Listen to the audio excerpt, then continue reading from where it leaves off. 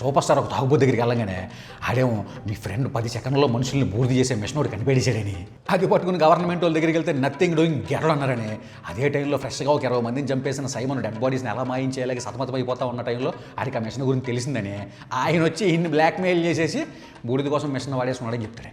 Port మొత్తం వీళ్ళ కంట్రోల్లోనే ఉంది. శవాలను ప్లాస్టిక్ పరదాలు చుట్టూ రాళ్ళు కట్టి సముద్రంలో పడేయచ్చుగా, దానికి ఎందుకు ఈ బూడిద బ్లాక్మెయిలింగ్?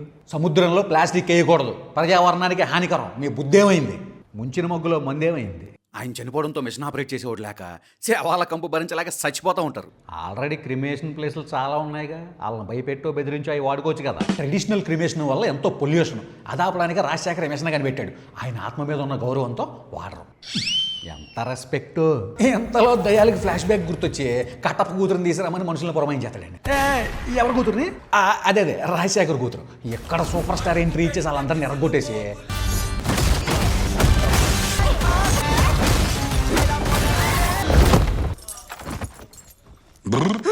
ఒక రౌడీ గడితో, తమ్ముడు నన్ను టచ్ చేస్తే సపోర్ట్కి ఇక్కడ చాలా మంది వస్తారు. చిరంజీవి, పీకే, బాలయ్య, ఎన్టీఆర్, ప్రభాసు, మహేష్, అనుష్క, కార్తికేయ శాస్త్రి వీళ్ళందరూ వచ్చేస్తారని చెప్పి భయపెడతారండి.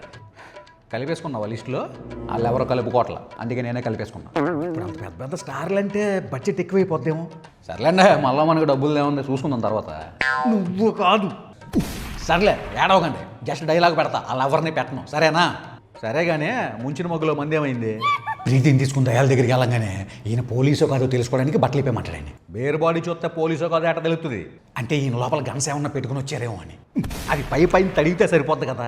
Do not use your brain. బాగా నెక్స్ట్ ఒక డెడ్ బాడీని బూడిద కుర్చీ కట్టి బూడి చేసేమంటారండి. వీళ్ళిద్దరికీ ఎలా ఆపరేషన్ చేయాలో తెలియదు. చాలా కష్టం కదా. Dead easy. ఎలా? హౌ?